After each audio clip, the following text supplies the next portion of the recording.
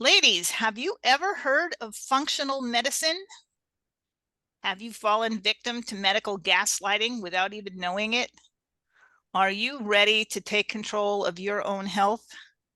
Welcome to the Rebel Tribe, where we work every day to encourage and empower women to be more, do more, and see more. My guest today is Claudine Francois, and she is going to address all of those topics and many, many more. So, Claudine, welcome. Thank you so much for having me. It's great to be here. Well, let's get right into it because I'm sure the ladies are sitting there going, medical gaslighting, what's that? So, first of all, I would Mm, love to know what exactly is functional medicine. I've heard that term, but I've never really explored it. yeah, it's a great question. And essentially, it is trying to get to the root cause of an issue and resolving that rather than resolving all the symptoms that pop up, right? Because traditional medicine, if you think about it, we have an issue, we go to the doctor, they give us a pill, usually. That's called what I call band-aiding, right? So they're covering up the symptom rather than figuring out why are you getting the symptom? And a really good example of that is when I had chronic migraines. And it was off, like it was to the point where, my kids were little. I didn't see them all week because I was in corporate. And then I'd be home on a Saturday and I would have such a bad migraine. I couldn't have anyone touch me. You know how migraines are. Nobody can touch you. You don't want any light around you. And my kids didn't understand. They're trying to jump up all over me. And it was the point where I couldn't keep anything down, not even water. And so, of course, like a normal person, I go to the doctor. I'm like, what's wrong with me? How do I fix these migraines? And they say, here, take this pill. So I go home, I take the pill, I can't keep it down, right? I can't keep water down. How am I going to take a pill down? So I go back. This isn't working for me. I can't keep it down. And they're like, oh, here's an anti-nausea pill. Take this. Okay, I can't keep the anti-nausea pill down either. So they say, oh, we'll put it in the other end. And at that point, I was like, hey, how about we figure out why I'm having the migraines? Why are these migraines existing in the first place rather than us trying to just slap down the symptom, get to the root cause. So that's what functional medicine does, is it gets to the root of the issue so you don't have all these issues popping up. If you don't have one, or if you just band-aid it, other things are going to pop up, right? That sounds amazing because I know, thankfully, I am pretty healthy, thankfully. But I know plenty of people that have like chronic issues, and it just seems that's exactly what happens. They go in, they get a pill to control their symptoms, and then they get another pill to control the side effects of that pill, and then another until finally they're taking a handful of pills every day, and they're not any better. They're not well. So how does functional medicine help with that? How can that help people that have these chronic health issues? Yeah, I love this question because you know how traditional medicine, we're stuck in little, what's the word I'm looking for? Little categories. Like you have a heart doctor, you have a ear, nose, and throat doctor, you have a lung specialist, you have a gastro specialist. Like there's all these little specialties, right? But the thing is, and I like to talk about it as pieces of a puzzle, right? So our body has all of these pieces to it. And if you look at the whole picture, if you put the puzzle together, you can see the big picture of what's going on in the body. But usually most doctors are like, this is my piece of the puzzle. This is the only piece I'm looking at. I don't care about any of the other pieces. So they're just looking at that one part. Whereas in functional medicine, we do a holistic analysis of what's going on in the person. We do functional medicine testing, which is what I like to call pre-disease markers, which we can get into that if you want. But the pre-disease markers will tell us where are you headed and how do we reverse that before you get to the point where the doctor's going to diagnose you. So we're putting all the pieces together so that we can get the holistic picture of your health puzzle. And from that, we figure out, okay, well, how do we resolve the underlying cause, the underlying root cause versus just slapping down the symptoms, like I call whack-a-mole. The mole pops up, slap it down. Mole pops up, slap it down. Instead of figuring out where are all moles coming from, right? So what you're telling me is diabetes runs in my family, and I watch myself pretty quickly just because of that. I watch very closely. But you could actually tell me ahead of time before I'm even pre-diabetic or diabetic. You could tell me if I'm heading down that path. Yeah, that's a great example because, well, and first of all, let me say a diagnosis doesn't have to be a sentence, a death sentence or a sentence, right? Because one, before you even get to the diagnosis, 70% of whether or not we get something is lifestyle, 30% is genetic. So although I don't really like using this analogy, I think most people understand it that your genetics load the gun and your lifestyle pulls the trigger. So you can decide, right? Um, but in to answer your exact question, so like if you look at a lab report, doctors run blood labs all the time, right? Most of us have had blood labs done at one point or another. And they have, if you look at them, they have these huge ranges on them. And the doctors will say, oh, you're within range, you're good. Well, one thing, what is that range? That range is not the ideal range. The range is not, oh, this is where you're going to feel amazing. This range is the average of all the people who've taken that test. So the average of all the people taking the test isn't going to do you a lot of good if you want to feel better. So the doctor says, okay, you're either within this range, you're everything's fine, or you're out of range and you've got a diagnosis. Whereas in functional medicine, we're looking at where do you want to be? It's a much smaller range. And if you're outside of that range, that's when we look at, okay, those are the pre-disease markers between where you want to be and where the doctor gets to the diagnosable part. Those are the pre-disease markers that tell us, okay, we're heading down this road. What can we do to reverse the symptoms and help you feel better so that you don't get the state of a diagnosis?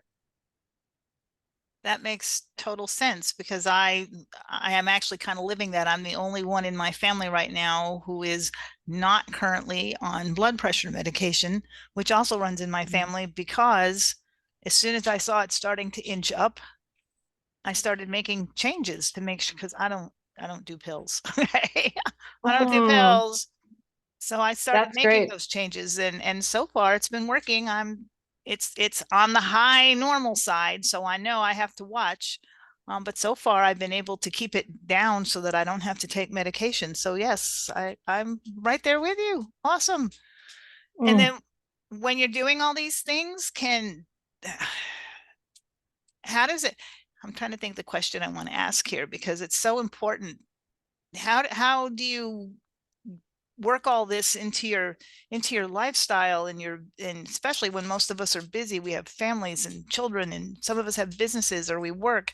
How hard is it to work all of this into your lifestyle, your day-to-day life? That's a great question. And I will say it depends partially on what the person's already used to doing, right? It also depends on the severity. So, for example, I have one client who has pushed herself to the brink, right? She was getting all of these symptoms popping up. She was getting all these diagnoses, and she just kept pushing herself. A lot of us are high achieving women, right? Like, we don't have time to be sick. We don't have time to listen to our bodies half the time. So we just push, push, push, push, push, doing all the things for all the people until our body finally says, actually, you're done. I'm taking over. You need to be done.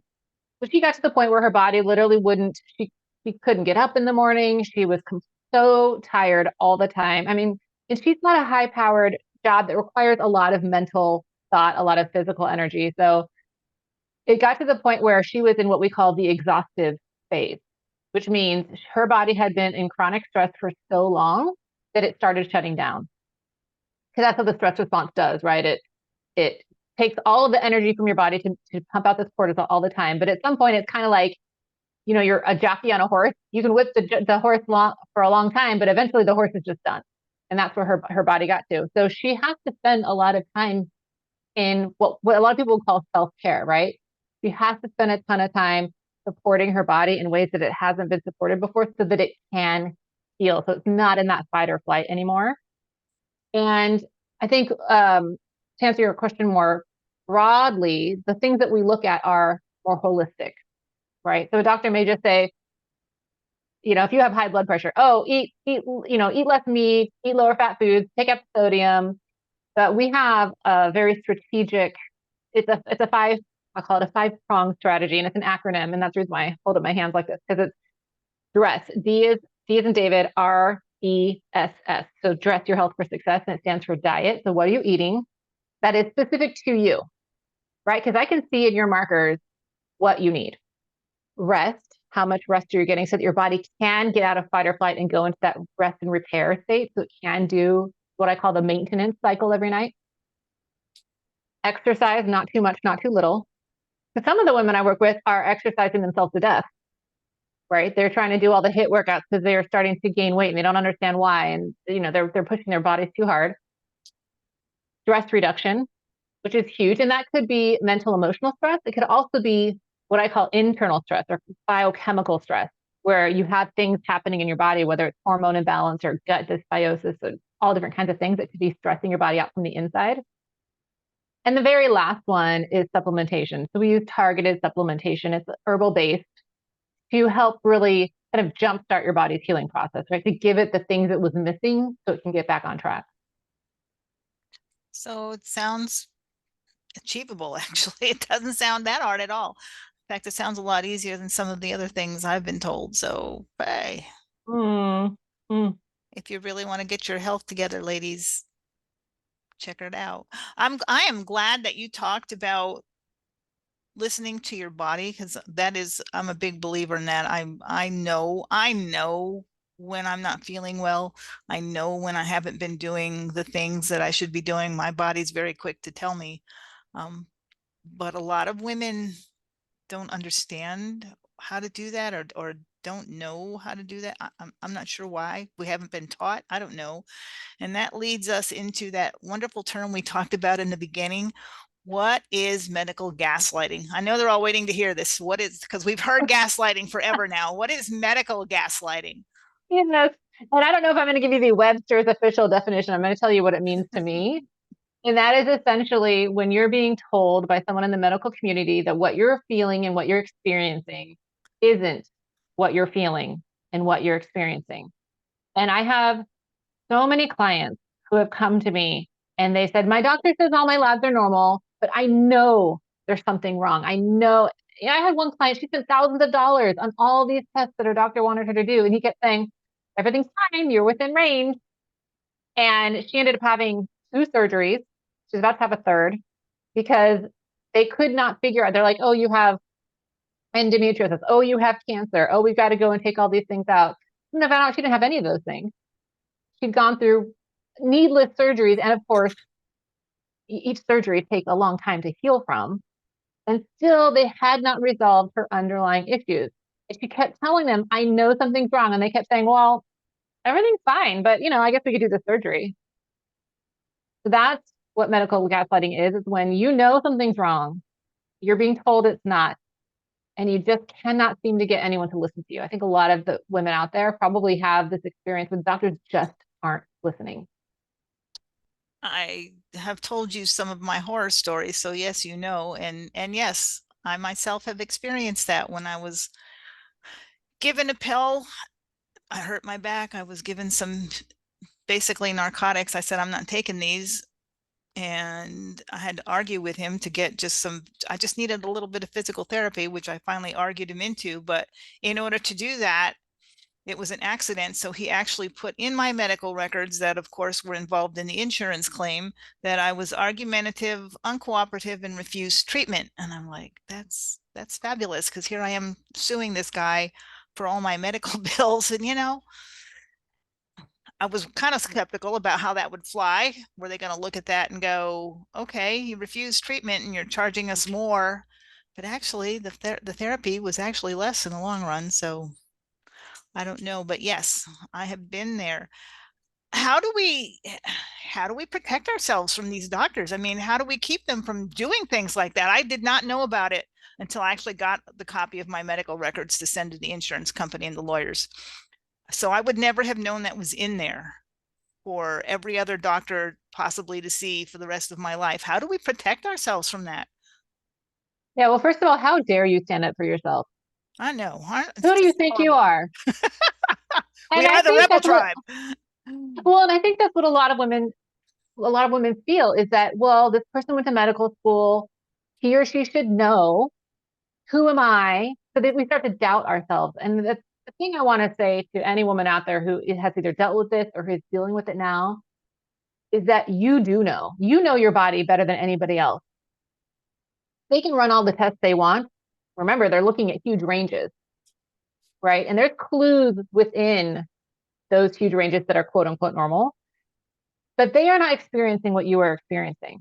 And they're not really taught to, well, they aren't taught to deal with pre-disease markers. They aren't taught to help you get better before you're really, really sick. Their expertise, and I don't want to be, bagging on the medical community ad nauseum because they are really good when it's a serious, like if you break your arm, please go to the hospital.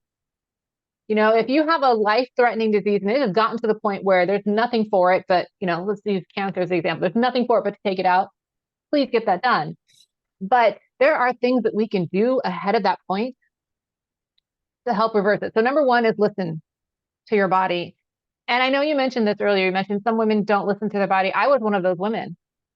I did not, and some of us are stressed to the point where we don't even feel things anymore. And this is called a calcium shell. There's a physical marker you can get on a hair tissue mineral analysis where it tells you when your body is stressed out, you've created this calcium shell, which means your body is pulling calcium out of the bones, which is where we want it, and sticking it in your soft tissue. So we see it in the hair, but some people recognize it as joint pain. Some people see it as gallstones or kidney stones. Some people get high blood pressure because it's that calcification of the arteries.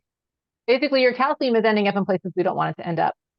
And it has a numbing effect. It's a protective mechanism for trauma or chronic stress. When there's so much going on, we cannot deal with it. We stop feeling. So for years, when I was in corporate and I was under that chronic stress, I literally stopped feeling. I had a coach tell me, "You're just all neck up. You're not feeling anything," because feeling would be too hard, right? For her, women who are constantly in that fight or flight, women are too hard. But when you have these symptoms popping up and someone is telling you they're nothing, think twice.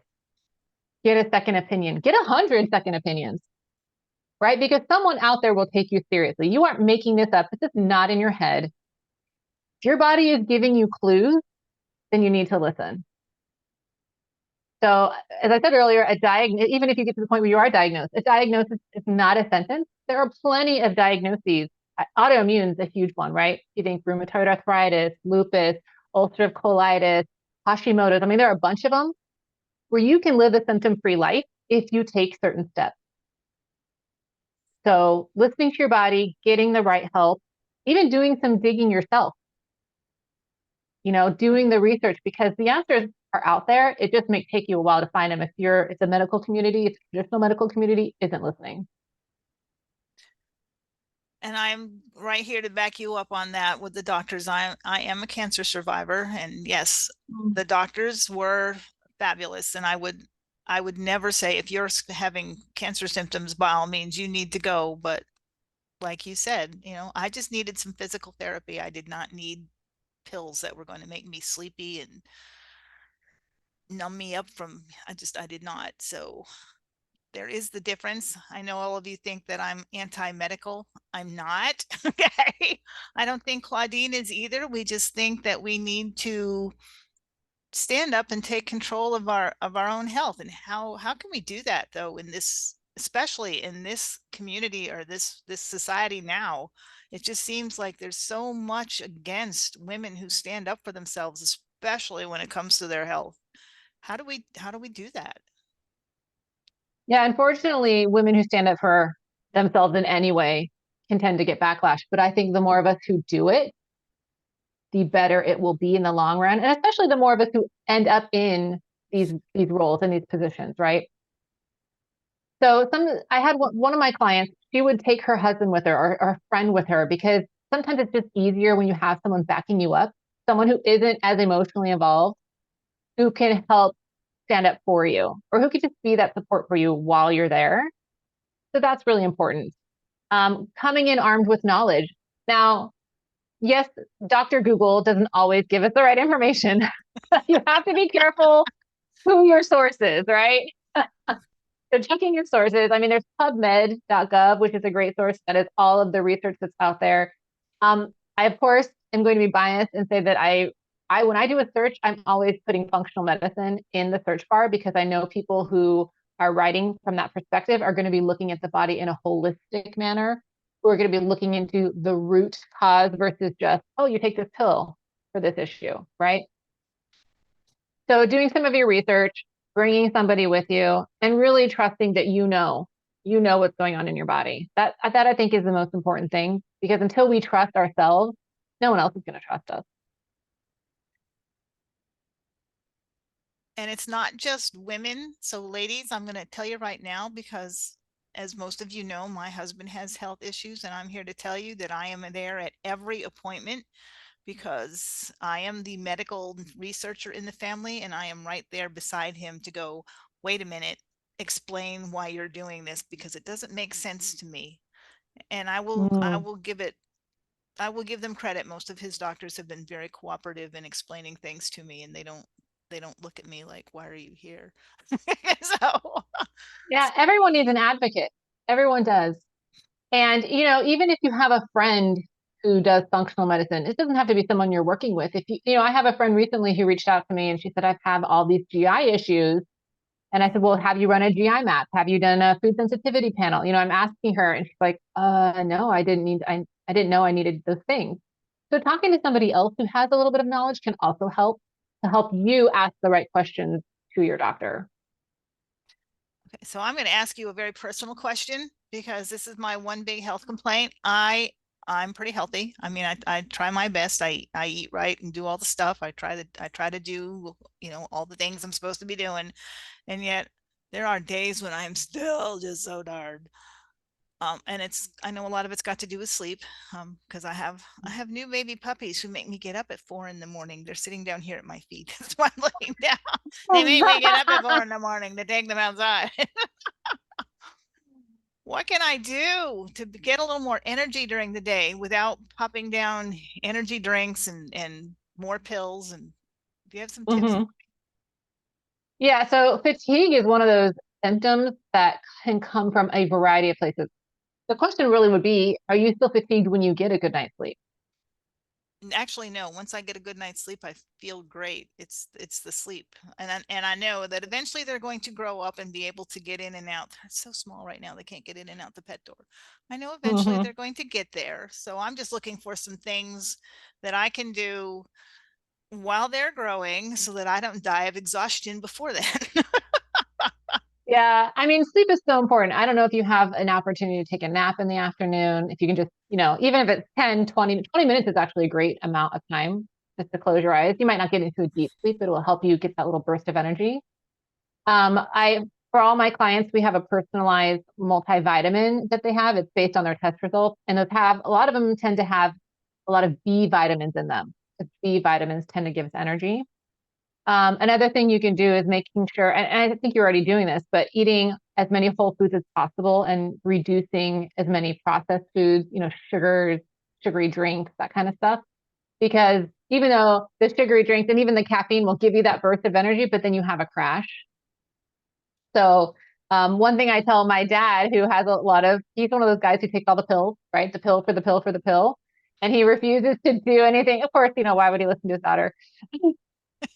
Yeah, What do you I know? told him, yeah, I'm like, Dad, if you do one thing, change your food order. So you eat your veggies first, then your protein, and then your carbs. Because what that does is that reduces your blood sugar spike. So if you think about like having a glass of orange juice, your blood sugar is going to go up and then it's going to crash. But if you have an orange, which has a lot more fiber in it, it's going to go up a little bit, but it's not going to have that huge spike and crash, right? So the same thing with when you're eating your meals, if you eat your veggies first and then your protein, it's basically creating this little fiber mesh in your stomach so that when the carbs do come down, it takes them longer to absorb. So you're not getting that huge spike. And that reduces your fatigue afterwards. I did not know that. I eat the carbs first because I'm like the carb queen. Oh, I had no idea. That's Yeah. And then awesome. always pairing your carbs with a protein or a fat would be good too. Well, I do try to do that. I read that I should be having protein with, I've been tracking my macros, and apparently I do not eat enough protein. So I'm trying to up Mm. my protein intake. Mhm. But I love my pasta. I'm sorry. So Yeah, I love pasta too, but I'll do a lentil-based pasta, which has protein in it.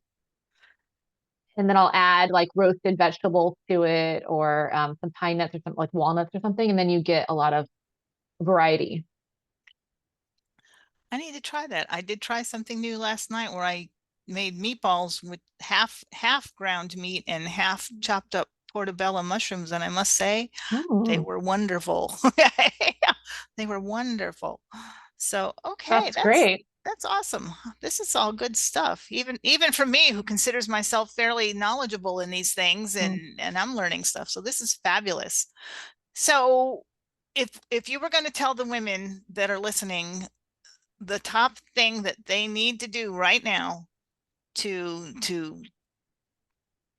take charge of their health, to align it with their lifestyle and their goals, and to get themselves on a path to well-being, lasting well-being. I mean, I'm at the age now where I'm looking at, I don't want to be a burden to my children as I get older. And I mean, I'm there, I'm 66. So I'm looking at like, okay, I don't want to be that person. How do we, what would be the one or two things that you would tell them all to do, like today? Go do this today or this week if you can't do it today. Yeah. Well, the first thing I would say is a mindset shift of putting yourself first. Because so many of us women put our kids first, our spouse first, our work first. Like everybody else is in line on the list of our to-dos. And half the time we're not even on the list. And if we are on the list, we're at the very bottom. So putting yourself first is going to be the kind of the key to the whole thing. But the second thing I would say is what we talked about earlier, which is getting your sleep.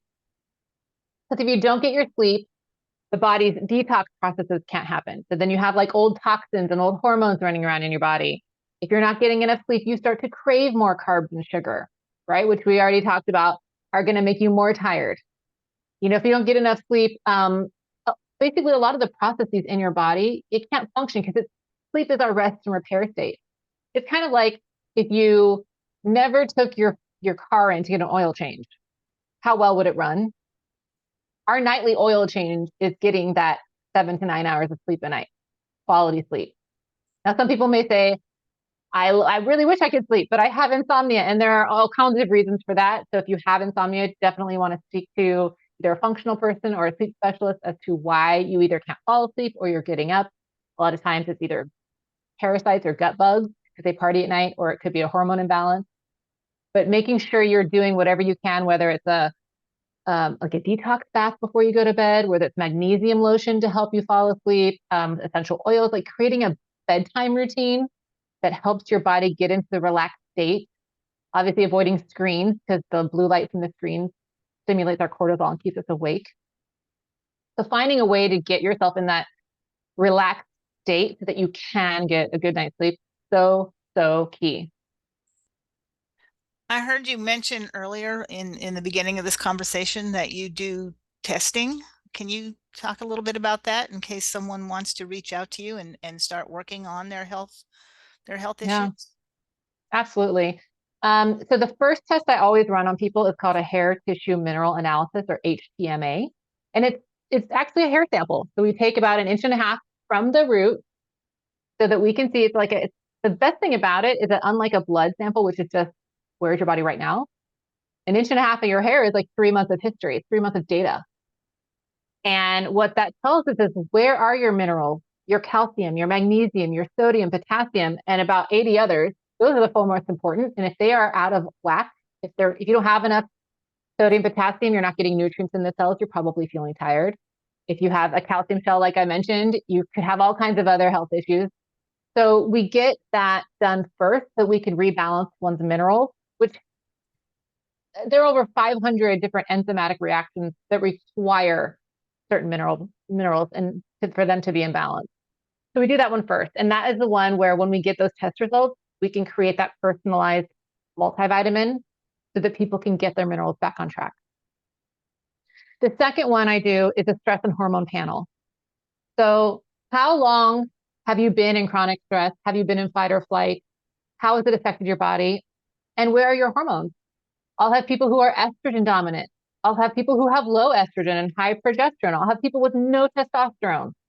And by the way, for anyone who doesn't know this, both women and men have estrogen, progesterone, testosterone in varying amounts. So we all need them.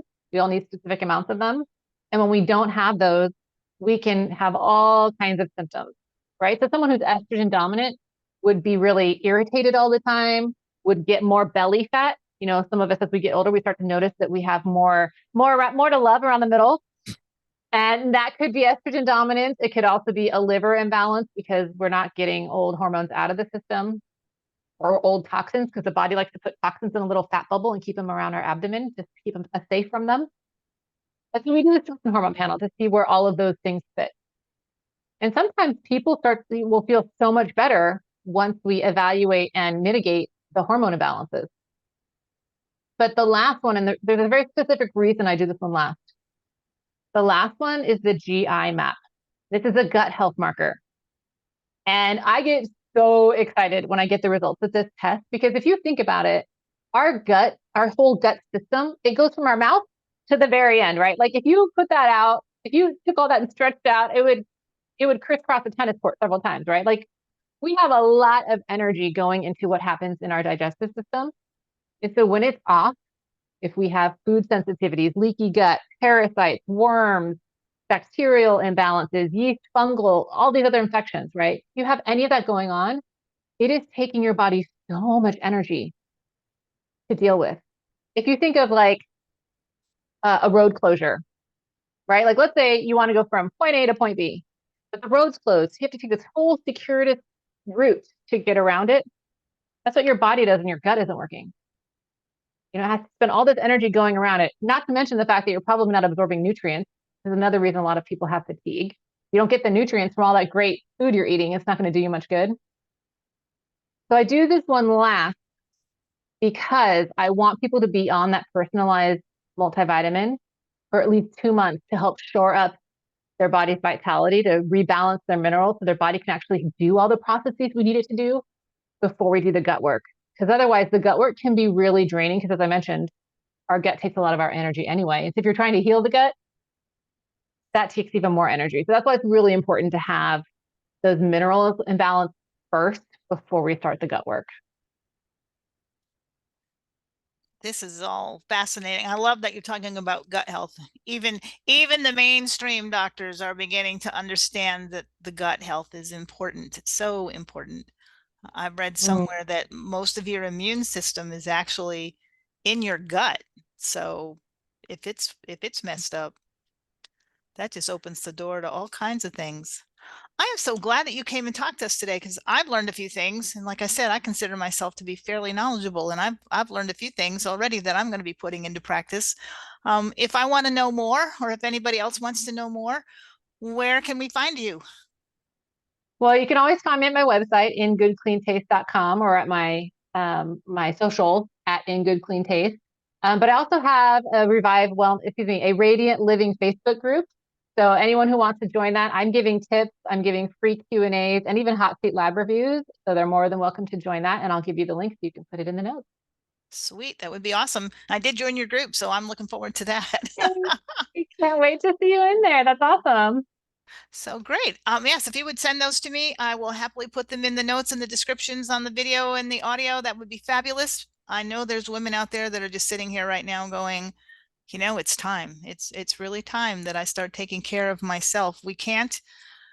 The thing that triggered me so much was two things: having to care for my dad as he got older, and the burden it put on me. I would not want to do that to my children. I will work to be as healthy as I can, as long as I can.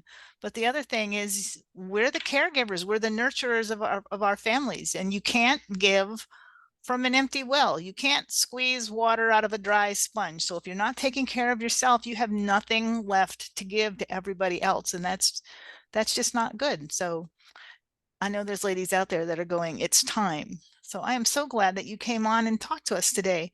Claudine, thank you so much for being here. I'm going to pass all this information on to everyone, and hopefully some of these ladies are going to start taking charge of their health.